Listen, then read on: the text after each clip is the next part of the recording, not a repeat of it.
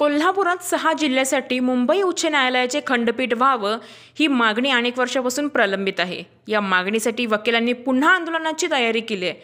आंदोलनाची दिशा ठरवण्यासाठी न्यायसंकुलात बैठक घेण्यात आली आहे। यावेळी आंदोलन टप्प्याटप्प्याने तीव्र करण्याचा निर्णय घेण्यात आला आहे। 18 फेब्रुवारीला सरकारचं लक्ष वेधण्यासाठी भव्य रॅली काढण्यात येणार आहे।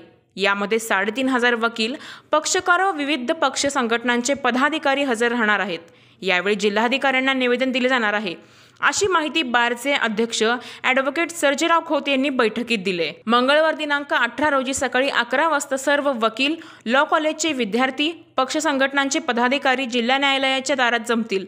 त्यानंतर दुचाकीवरून खंडपीठाच्या घोषणा देत माहिती फलक घेऊन ही रॅली पोलीस अधीक्षक कार्यालय, पितळी गणपती, धैर्यशील हॉल, तारराणी पुतळा, स्टेशन रोड, दसरा चौक, लक्ष्मीपुरी, बिंदू चौक, शिवाजी महाराज पुतळा, भाऊसिंगजी रोड, CPR चौक, खानविलकर पंपापासून जिल्हाधिकारी कार्यालयात येईल।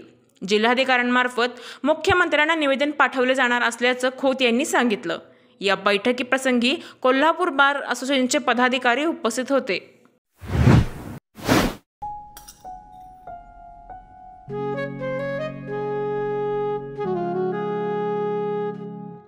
बाबा, आज येताना बासुंदी घेऊन या ना।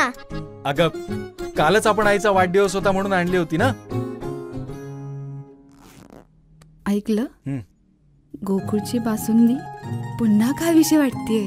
खरं सांगू, मलाही खावीशी वाटतेय। पुन्हा पुन्हा खावीशी वाटणारी गोकुळ बासुंदी।